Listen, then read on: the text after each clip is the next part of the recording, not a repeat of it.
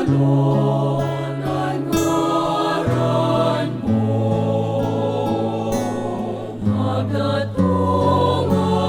kahadean mo, mangyarihan mo't mo sa dakan isiling sa langit.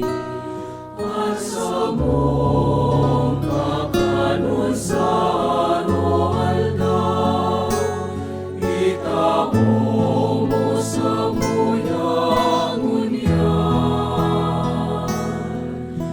Asin patawanon mo kami sa samong mga kasalan.